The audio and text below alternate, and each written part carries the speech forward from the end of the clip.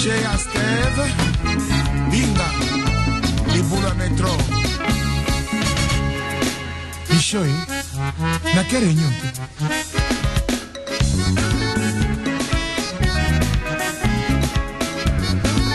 Et dit mon cher.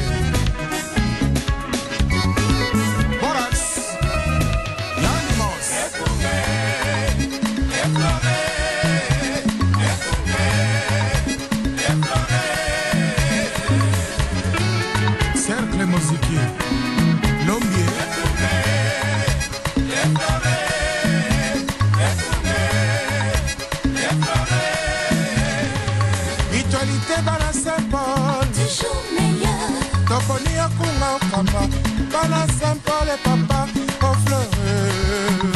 à courir.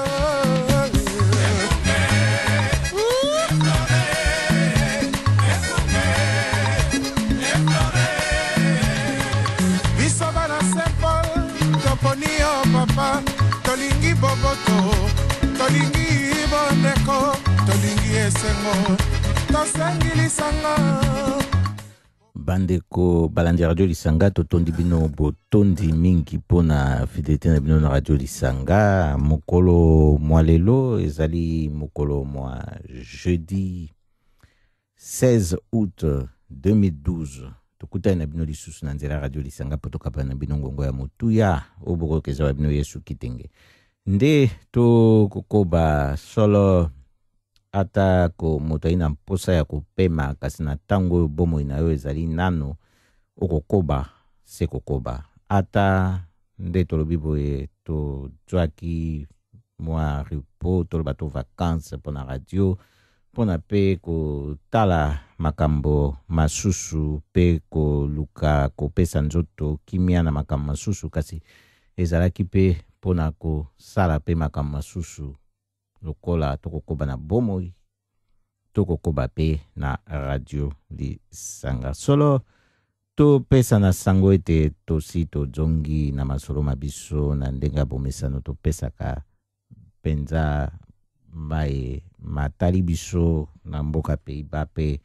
biso bai tota mboka pe démocratique du Congo mai makoleka kuna na mboka République démocratique du Congo. To kosola na bino na ntina na yango lolenge kani bato bako monelaka situation yango pe na maimako ya ndenge nini mako kendele na mboka pepe démocratique du Congo. Toko zanga pete ko yebisa bino maimatali mboka peiba wasika to fandi pe toko koba penza na masolo liboso ete to fungola maeto zanango ya kokabla na bino na mokolo malelo toko bandanano na ko yebisa bino likambo oyo e kobongisama na mokolo mwa lobby awa na mboka peiba na ntina na likambo etali situation ya ba crime de guerre na mboka pepe démocratique du Congo mingi na est kuna na mokolo mwalobi vendredi 17 août 2012 ezali na baye bakomi bongisa oyo basilaki kobongisa ba dossier pona komema mailongo na bato basusu kokoma awa na CPI na lae to denar na tina ya kokotisa plainte contre Kagame. Plainte oyo elingi kokota contre Kagame ezali ndenge toteki koloba na ba crime de guerre oyo esalemi oyo kosalema na mboka pepe démocratique du Congo pambate ye Kagame nde na kibokonzi boye na Rwanda ako soutenir ba rebellion nyonso oyo esi ebanda pe se succéder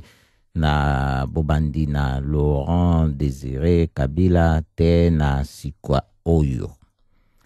to koloba na bino boye te ezali na opposition rwandaise oyo et telemeli likambo wana, hein, opposition rwandaise baza contre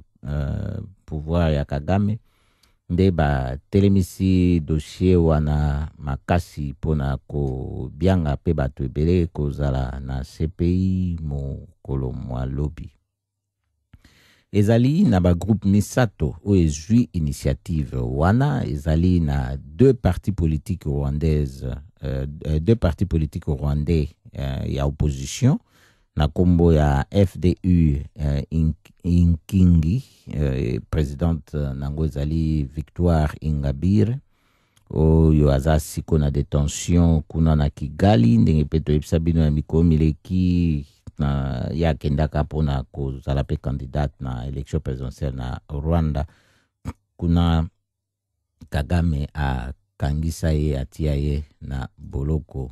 kosepela te na liberté d'expression oyo ye amipesaki pona koparle na situation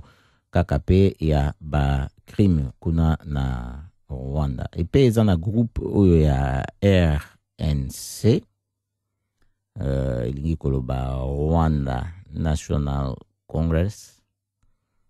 ezali pe na ASBL APRODEC oyo ezali spécialisé pe na ba délire totalitaire na République démocratique du Congo. Bango nde bako tala likambo oyo bakomonete oyo akomi bianga Joseph Kabila pe sengeli azala na afundama. Donc ASBL APRODEC hier a déposé plainte na mokolo yango wana contre Paul Kagame, contre Yoweri Museveni oyo Uganda, et puis contre oyo ako mibianga Joseph Kabila et pena basusu. Donc likambo ndenge ezali wana ezali po na ko yeba lolenge kani makambo makoleka mokolo malobi to koyokisa bino maloba oyo ejwamaki na Sheikh Fita saka presse kuna na mboka Belgique na ntina ya mokolo yango. Maloba oyo ezalaki na mokolo ya le 12 août 2012 kuna na Bruxelles.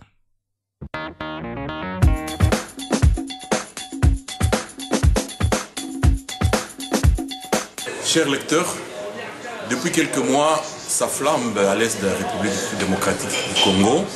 et à la base de cela, une pseudo-rébellion et qui est tirée dans les coulisses par M. Kagame, le président du Rwanda. Autant au Congo, il y a une opposition qui s'exprime, autant aussi au Rwanda, l'opposition a décidé de ne plus baisser de la garde. Et ainsi, nous avons avec nous ici une réunion qui a eu lieu entre une association dirigée par des Congolais et deux partis rwandais. Nous allons vous les présenter, ou plutôt ils vont se présenter. Monsieur Kalombo, bonjour. Bonjour. Est-ce que vous pouvez nous dire pourquoi vous avez une réunion ici avec deux partis du Rwanda? Ok.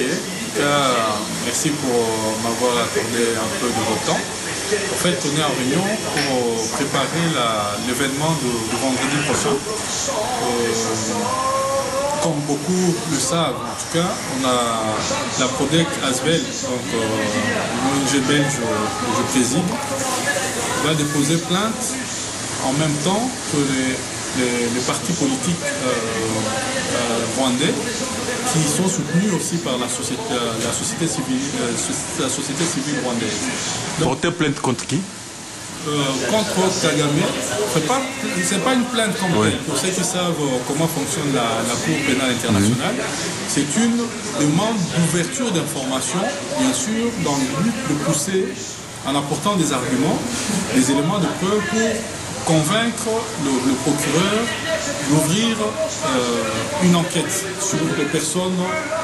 visées. Bien, merci. Nous allons approfondir tout à l'heure. Je voudrais d'abord présenter... Ça, on est là. Ok, merci beaucoup. Travailler ensemble. Ça va. Je vais donner la parole aux autres membres de cette réunion. Madame, bonjour. Bonjour. Est-ce que vous pouvez vous présenter à nos lecteurs et dire quel mouvement vous représentez?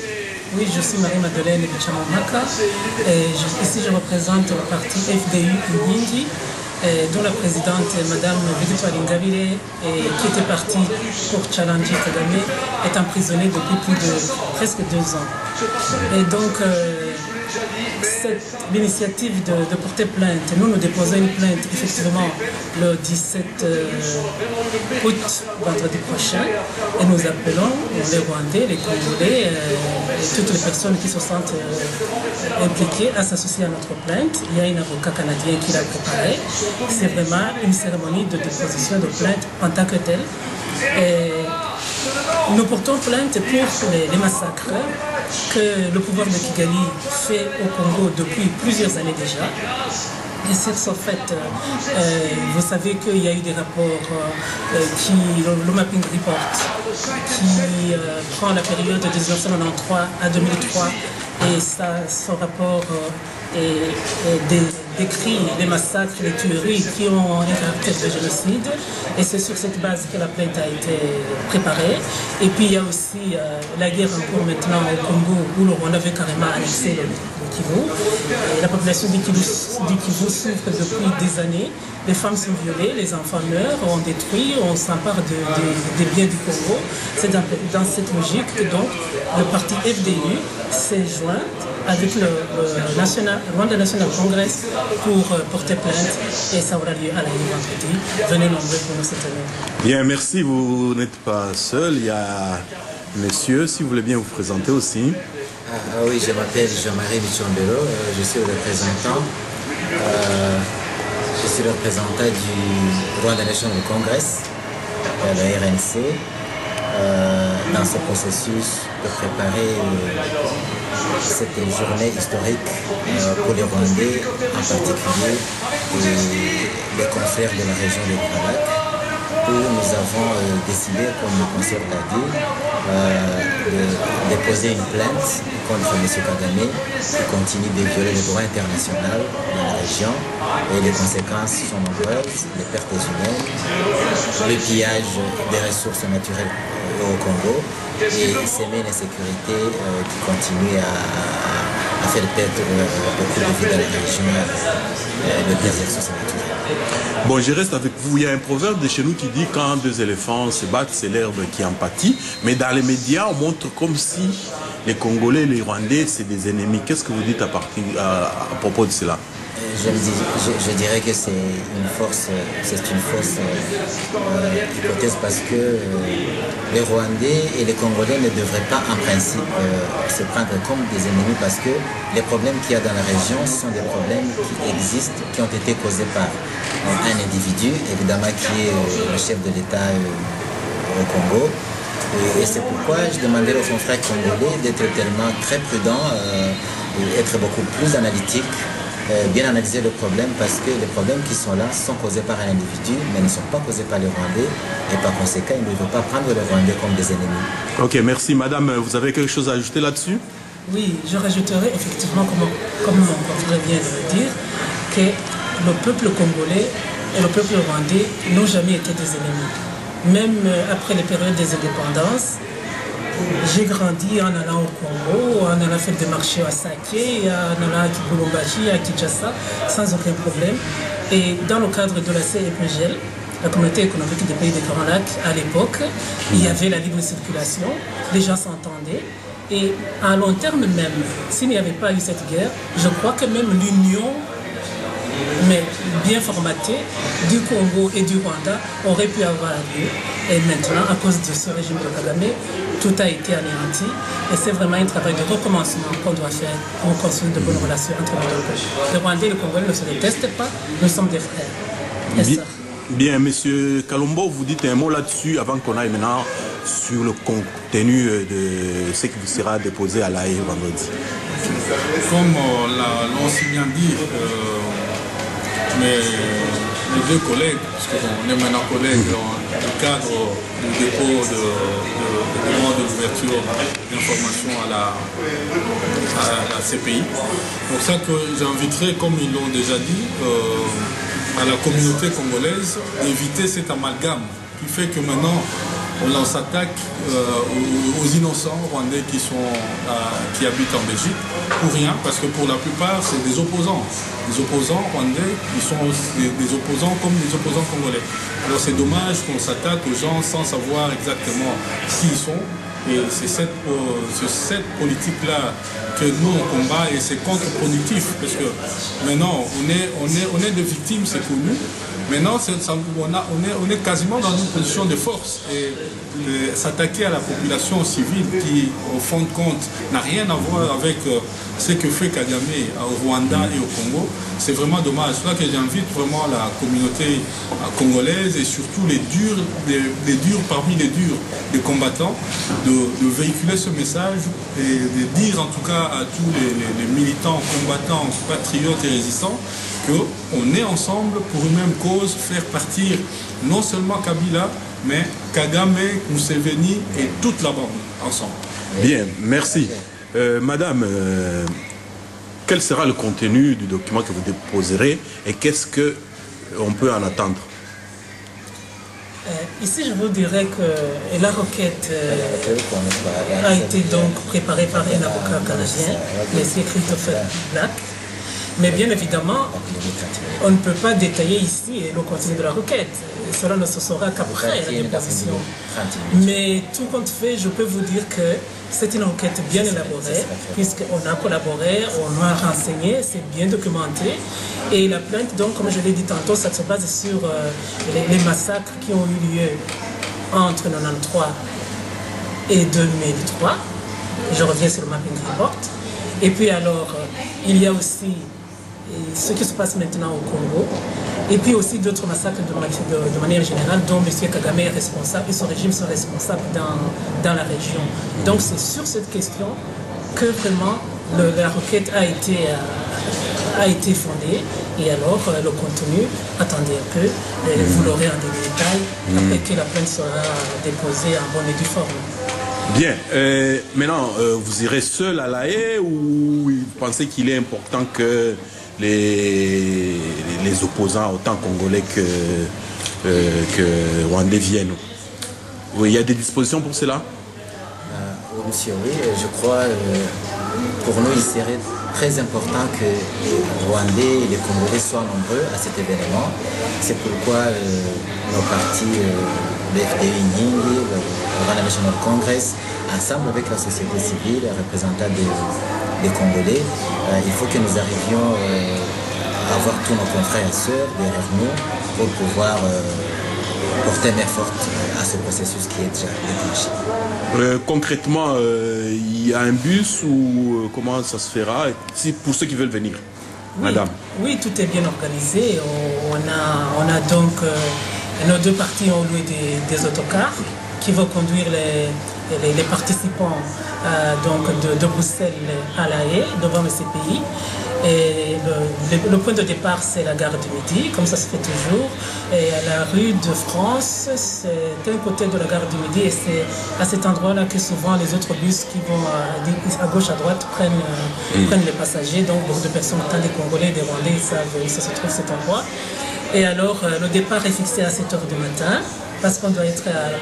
le trajet dure 3 heures plus ou moins, et alors que la manifestation donc, doit durer de 11 h à 14 h,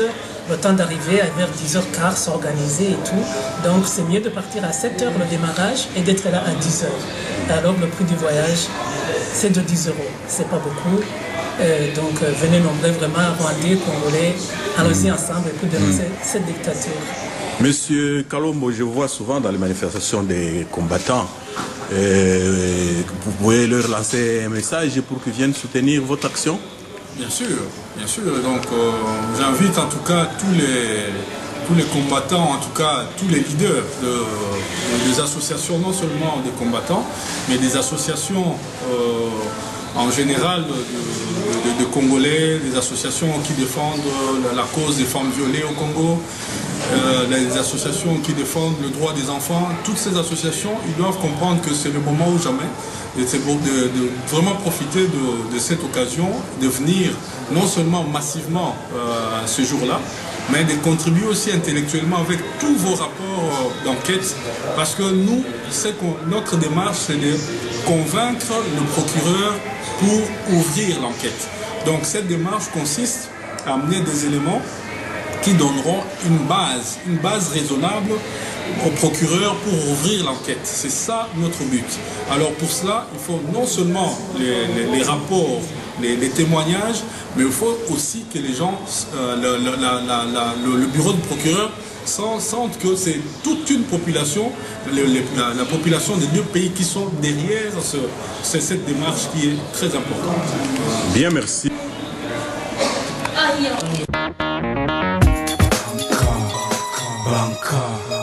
Banka, yaya kwankulu, banka, yaya kwankulu, banka, yaya kwankulu, banka, yaya kwankulu.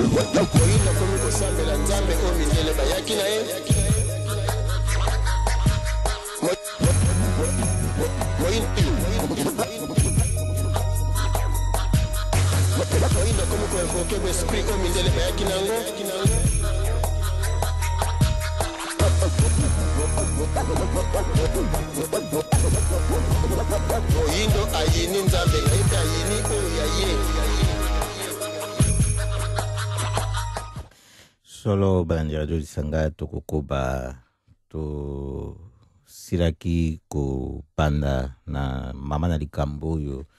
moko malobi vendredi e ko zela manabatwa wa na laye solo boyoki pona ko sala ete bo panza pesango pe ba ye baina makoki ya komona kuna lobi ba mona na liboso ya CPI toko koba poto bakisa likambo yango ya situation na este kuna République démocratique du Congo ezali nango kaka chaotique ndenge boyebi changement ezanango te bande banda soutien na ba rébellion na Rwanda Uganda ekokoba nango kaka pe oya ko biangama Joseph Kabila ndenge alingi ba bianga ye na baye otoyebi Hippolyte Kanambe azali pe kaka ko soutenir ba bitumba wana donc complicité na au niveau ya l'état ezali makasi ata soki ba tonaye ya gouvernement ba ko angana kasi yango ezali belenge wana peuple ko souffrir ko kima lelo na lobby pasi ba ko zala violer na bana et pe ko tia ko kanga bana ko tia bango na milongo ya bato na mandoki nyonso wana ekosalema pona pillage ya ba richesse ya République démocratique du Congo oyo penza ekotinda bato ba mituna soki zali likambo esengeli bato bandima po ina bato teo bakolobete likambo oyo fwesila ata rapport yango oyo ebimaki ya Nations Unies oyo batangi Rwanda ke Kagame a ko soutenir rébellion wana kasi ba fandisi makambo ndenge pe longo bana kite ezali pe mbala liboso bango bakoma na information wana te basaleli yango pe na ndenge bato bazela kite pamba te bango nyonso wana communauté internationale ndenge bakobianga bango bazali derrière ba pillage wana soutien na bitumba wana nde hypocrisie wana ekosalete soki peuple congolais azali kozela mingi na bango pona ba sungaye lisungi ekouta kote wana te kaka ndenge boyebi soki babebani nde tango babebanaka wana batikanaka nde bayaka pe kosala ba règlement de compte na bango ndenge kaka na ba milieu ya criminalité ezalaka ndenge bomonaka soki bato ba deal na bango ekendeki malamu te ale baye sikoyo kosala ba règlement de compte oyo azalaka plus fort ye kaka nde moto aganyaka ndenge moko pe makambo yango ezali kokende tika toyebisa bino makambo na polele po tolembi tolembi kosala mwa langue de bois koloba mwa boye kotala kwa ete bakoki koya kotala intérêt ya peuple bati yango liboso eleki landa makambo na pembeni omona pasi oyo peuple akomona ezali makambo mine toyeba ete ezali bande ya bacriminel ba États-Unis ba Angleterre, Canada, Australie, Pays-Bas, Belgique, France, ba pays nyonso na Rwanda, Uganda, Burundi, bango nyonso baza ba bande ya ba criminel oyo baza sikoyo na pouvoir oyo baza ko soutenir ba crime de guerre oyo ezoleka na mboka République démocratique du Congo. Po tokoki kondimate moto soki osombi eloko ya moyibi oyebi ete eloko eza ya moyibi balobaka yo pe il faut kende kosambama pe o tumbu lokola moyibi. Donc bango pe bakosala wana ezali lolenge moko ba ipe ba criminel il faut to lobango malamu po likambo ezande ndenge wana nde toko s'attendre mingi na bango ezali likambo na mpasi pamba te esengeleki d'abord peuple congolais aluka ko sécuriser victoire na ye na ba urne ya zwaki na élection elekaki na fin année passée ye moko abima na bala abotola pouvoir na moyibi oyo afandi wana pona koluka ete kolakisa na kati na mboka pe libanda na mboka ete peuple aza conscient na force na ye na pouvoir na ye oyo aza nango po ete ye nde aza na dernier mot kasi esalemi te na mpasi wana komona te sikoyo peuple azozela kaka basalela ye nde yango bato mpe bayebi ke peuple congolais alingaka basalela ye yango nani yango akoya kosalela yo apesa yo bilia oyo yo moko olingi kozwa te oyo eza ya yo mpo olia na ntango ye aza na nzala aza na eloko te ya ye mpo alia wana ezali mpona toteyama tokoyebisa bino tokokoba na radio Lisanga wana bokoka ezali wa bino Yesu Kitenge likambo na biso tolingi nde bato na nyamu nyonso bakite territoire ya République démocratique du Congo esika na bango ezali na boloko soki CPI espoir oyo ekotiama na bato ekotia bango wana biso tolobi ete batika nde mabele wana na manduki oyo bakosala bacrime na ntina te.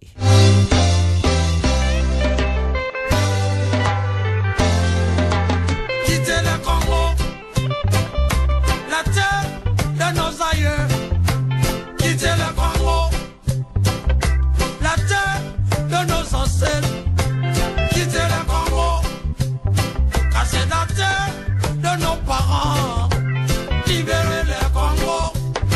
ah, c'est la terre de nos enfants. Devait quitter le Congo, déguer de force, la cause est noble et juste. Tout peuple du monde a plein droit à décider de sa destinée. Solo peuple nyonso ya mokili aza na plein droit ya ko décider na destinée na ye nde tokokoba lokwa tozwaki likambo na justice pe totangaki CPI tokoyebisa bino ete procès oyo ya Jean-Pierre Bemba awa na Denar tola ye ezali kokoba yango efungwami lisusu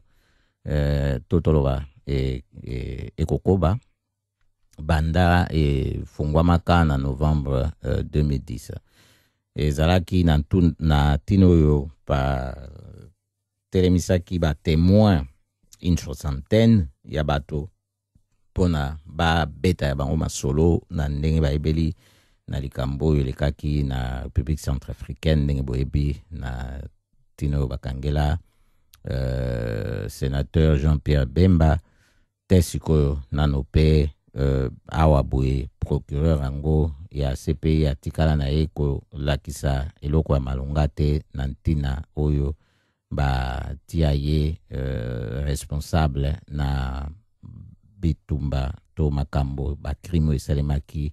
na République centrafricaine et pourtant azaki invité toto ba troupe na ye bato na ye ba ya mandoki ba azaki invité officiellement na président azaki na tango wana oyo ya atikala na ye kozwa motungisi te ya justice internationale pe afanda na kimia akufeni pe kuna na mboka na nde bato bakomituna soki Jean-Pierre Bemba penza na distance azaki na pouvoir makasi ndengo na pe ordre direct apesaki na batroupe na ye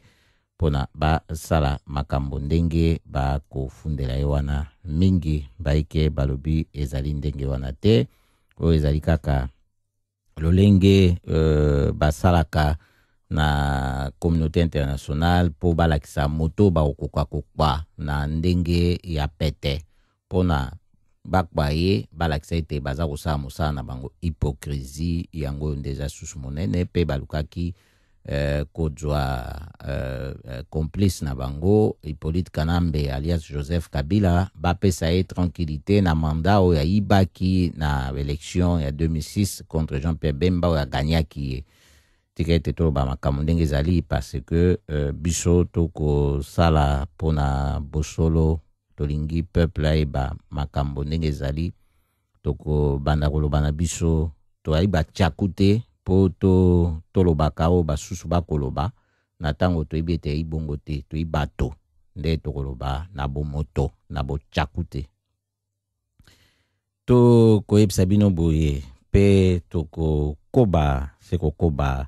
na Radio Lisanga oyo mpenza tosalaka yango na likanisi na bakoko na biso oyo nkolo mokili akela mokili pe abanzaki akela Afrika pona ete bato bazala kuna babotama kuna bakoba na kati na mokili pe bayeba ye kasi na tango bato bapesi nkolo na bango mokongo nde bakanisi bakende esika mosusu po bazwa lobiko bafimbo nde eko betamaka na bango biso tokotala ebe ya biso nkolo solo nde tozalaka na bobangi te ya koyebisa bino maimanso tokoyeba makoleka na mokili Banka, banka, banka, yaya kwa nkolo. Banka, banka, banka, yaya kwa nkolo. Banka, banka, banka, yaya kwa nkolo. Banka, banka, banka, yaya kwa nkolo. Moyinda komi kosambela nzambe o mindele bayaki na ye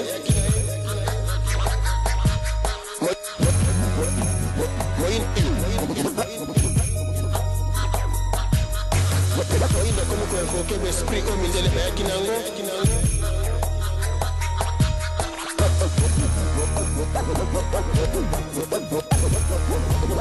Moyindo ayini nzambe ngaite ayini oyo yaye abandi kobenga mokoko na ye bondoki abandi kobenga bonzambe na ye bosatana nyonso ezalaki ya ye moto moyindo ayini yango do mundele akendaki te mundele asalaki ndenge nini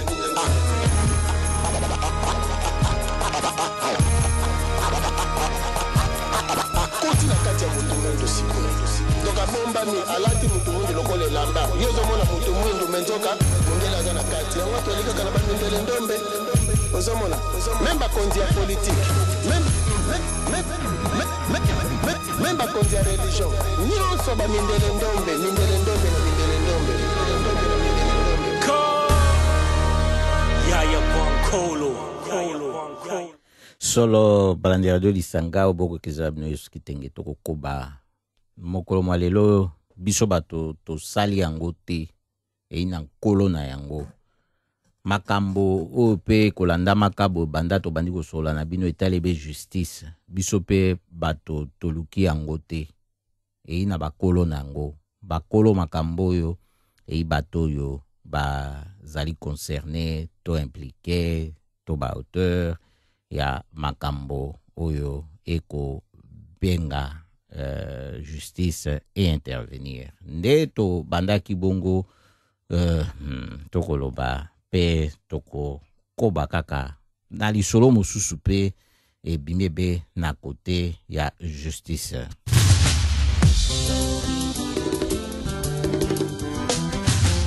Le Rambo, grand Mopao. Si chacun fait ses règles, tout se dérègle. na banzi boyoki malamo Koffi Olomide wana na album ne ya suko ya Bracadabra alobi soki moto nso asali ba règle nyoso eko c'est déréglé. Si chacun fait ses règles, tout se dérègle. Boyoki malamo soki moto nyonso asali ba règle na ye na lolenge na ye nyonso to eko c'est déréglé. Toko sabino te Koffi pa mekaki ko sala oyo aye ba règle na ndenge na ye abetaki Diego Music makofi mpenza makofi abetaki ye nde memeli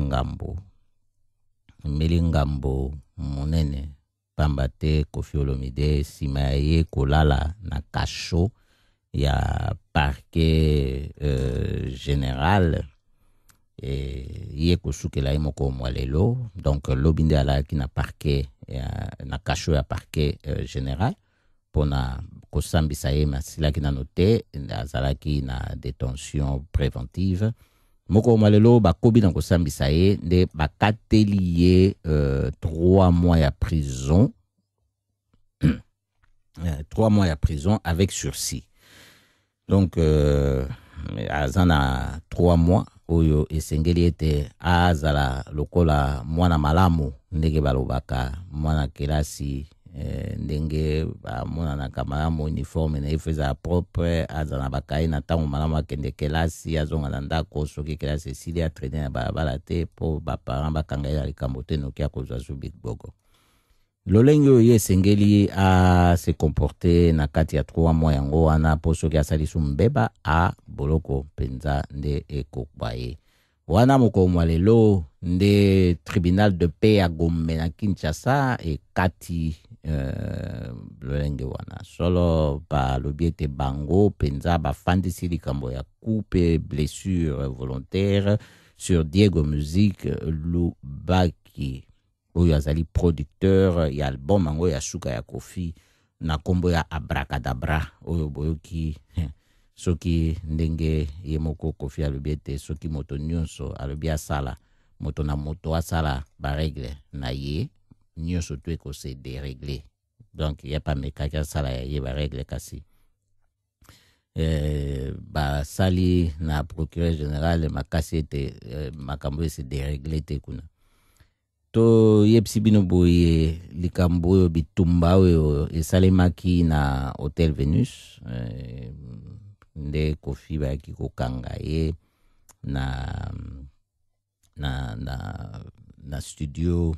oyo ya RTNC 2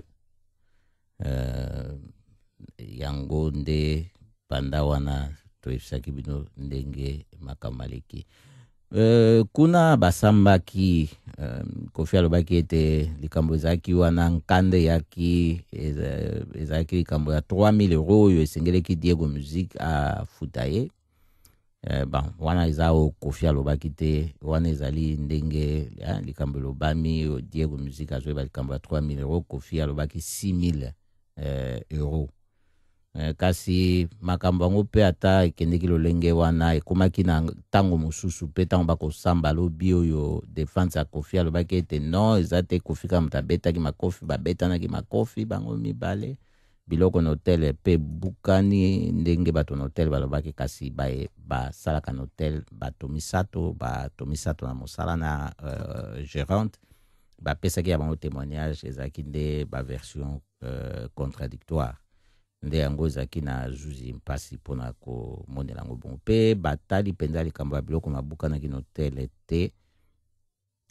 avocat ya hotel Venus alobi ete esengeli basala appel mpona ntina wana tokozangisa pe te mpona toyebisa bino ete Diego Music ye aretire plainte na ye po alobi ete amoni aluka ko arranger likambo yango à l'amiable. Si chacun fait ses règles, tout se dérègle. Le bonheur n'est pas toujours chez le voisin. Il est souvent à notre portée. Trop souvent nous regardons sans voir. Ouais. On est tous ensemble, vous et nous, les blancs, les jeunes, les beaux.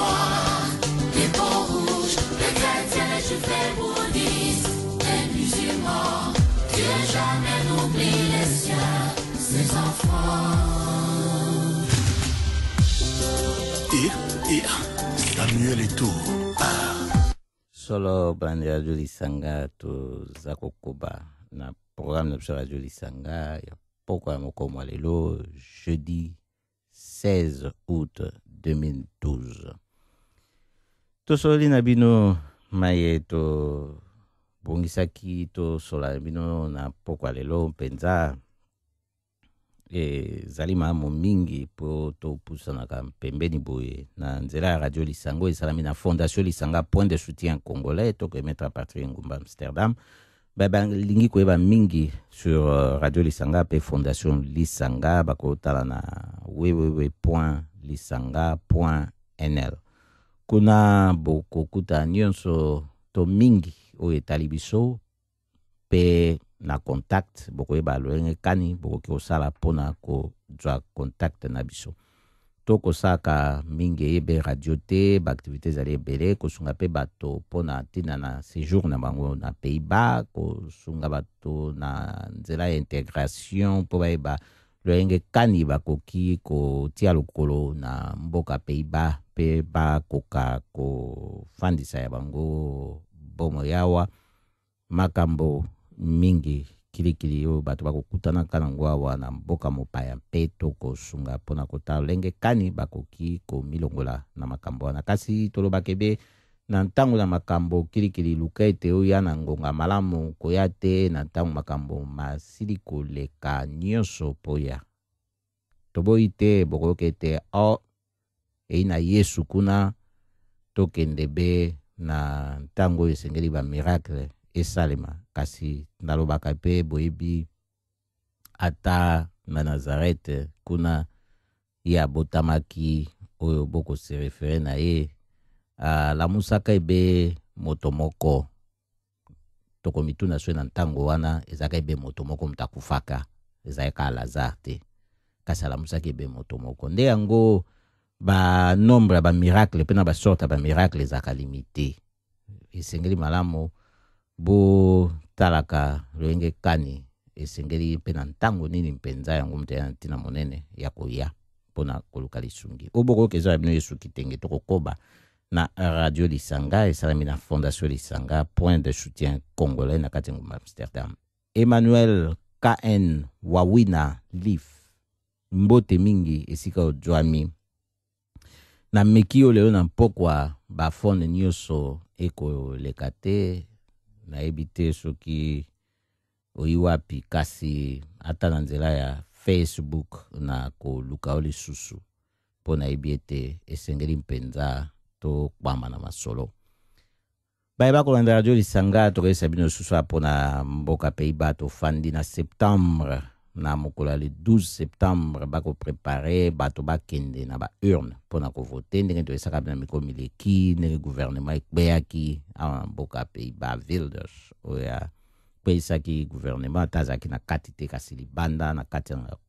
na parlement ko pesa soutien na gouvernement po bazwa majorité na tango ya bendanaki majorité pesa isute nde gouvernement ekbeya bakomi bongisa to komi bongisa poto yebisa pe bato banani lolenge kani makama koleka oyo esengeli koyeba kopona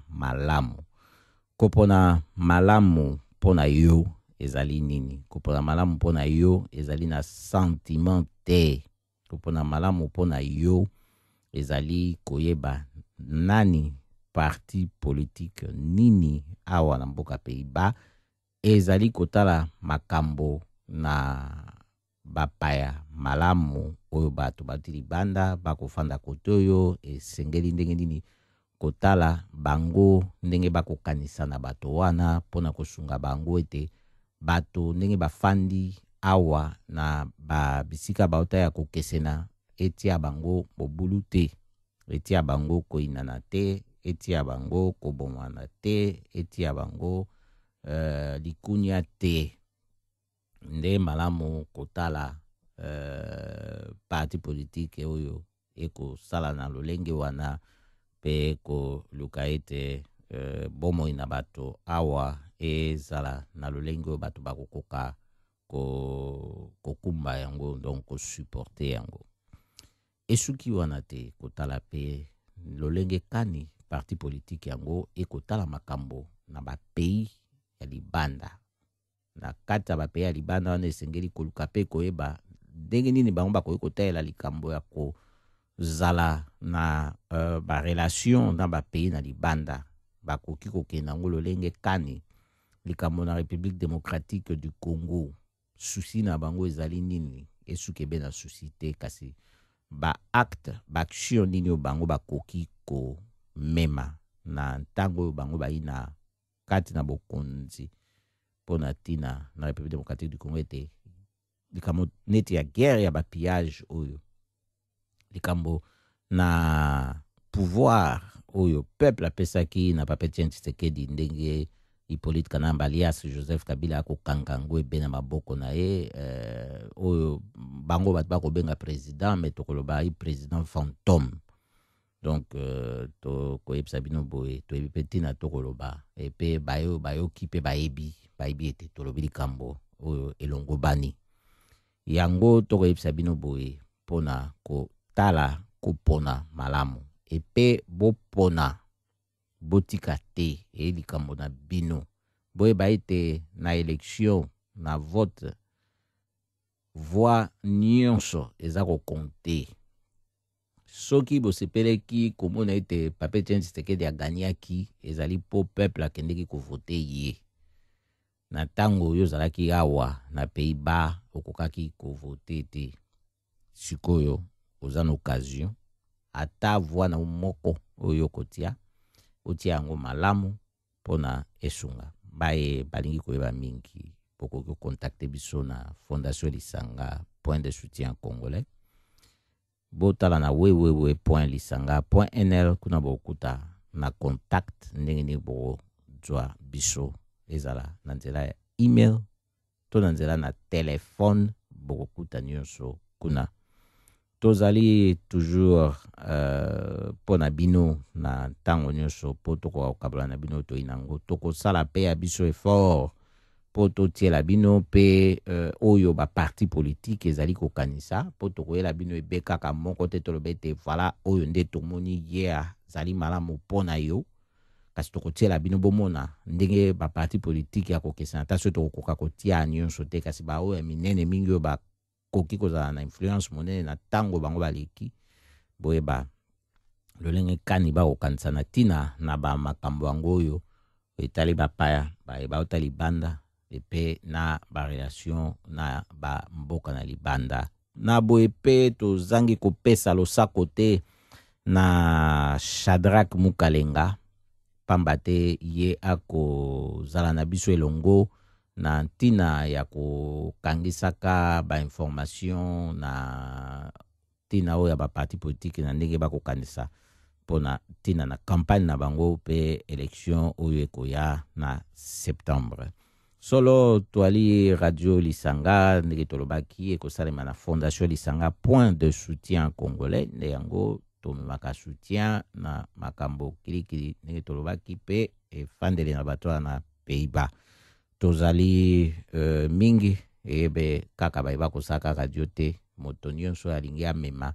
ya ye libanga mpona kotonga totongaka ebe boye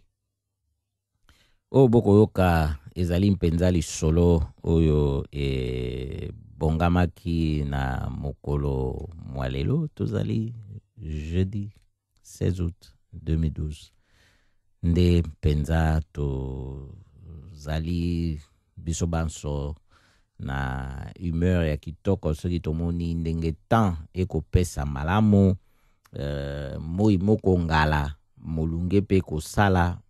banzoto yi malamu kasi toyebe te weekend ekoya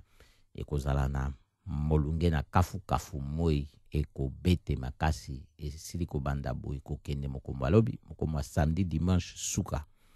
soki mpenza ba prévision ya météo etikali be boye boyebe te ekobanda na 30 tilikolo yango tokoyebisa bino boyeba ndenge nini bokoba na mikolo miango mingi oyo tokoloba pe etali baboti mpona bana kosunga bango pambate bana bazali be bana makanisi mabango ezalaka ntango mosusu ebe na masano bakosala to bafandi ebe bakotala ntango mosusu tele nde yango esengeli kopesa attention mpe na bana mingi bayeba kozala na programme kobima na bana kozala na bango libanda mai ya komela ezanga te ata mpe na kati na ndako mai mazanga te kotala ata mpe mpona mokolo ndenge tolobi ekolo bana koyeba mayo mokolo soki mpena mposa na mai beti yo nayebi ete okomipima mai ya komela te kasi mwana ntango mosusu akozala kidiba mpona asenge mai surtout soki obibi na ye ayebi ete boyi libanda ata mosusu akokanisa te oyi na mai nde esengeli mai soki mama moboti sak mai soki mpe tata moboti soki saka kotia mai te ezala na mwa lomea mpona osomba mai na nzela mpona komela maboko makaku tolingi yango te na weekend oyo mpo ebebisa bomoi na bato te esengeli kozala na bokebikebi koluka mpe koyeba weekend yango ndenge batan ekokendele ndenge kozalela soki bakonsekanse ekozala te na moi makasi wana nde ekoma boyebi mikili oyo tozali ezali mikili ya kebakeba nde yango esengeli kozala kebe na lolenge wana kuna na bamboka biso toti yango ezali bien adapté na baklima oyo eza nango tropical kuna epeseke beteke kasi bato bomoi na bango ebe na lolenge wana mpasi ekosala nde tokoyebisa bino boye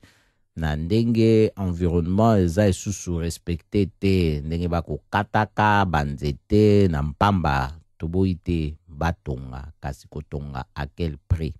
na ntango bakati banzete lokwa na boulevard Lumumba wana mpo bakomisa yango monene minda mpe batite banzete oyo bakati oyo ebandaki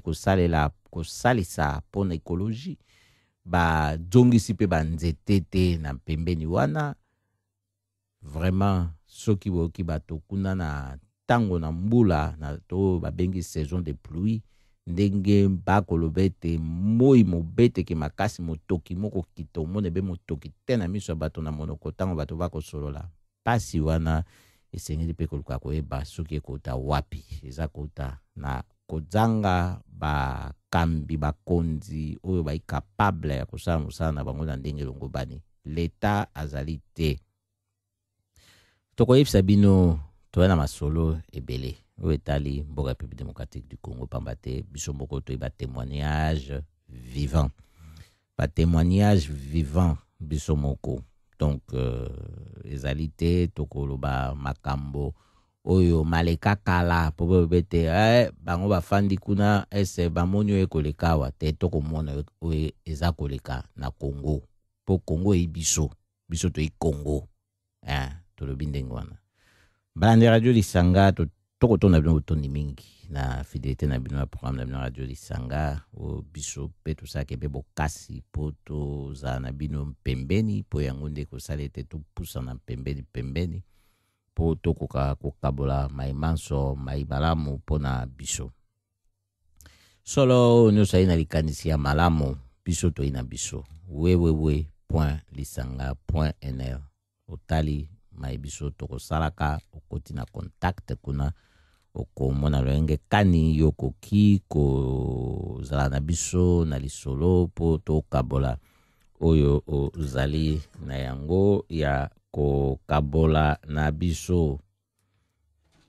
penza tosepeli mingi lisusu na pokwa malelo ndenge penza occasion emonani lisusu mpona tokabola masolo biso mpe tozali mpenza kaka mpona bino ndenge bino mpe bozali mpona biso tokokaka kosolola lolenge eye tokozanga te na mikolo mikoya na ntango tokoyeba maima koleka mpona tozalaka mpe na masolo oyo ya kokabola na bino na ndenge longo bani matondo mingi na bino banso balanda radio lisanga obo ezaki bino yesu kitenge poko elamo pe weekend elamo poso moko yamo ko mardi tokozala na bino susu na ndenge ya bomesano na nzela ya radio lisanga. Bye bye.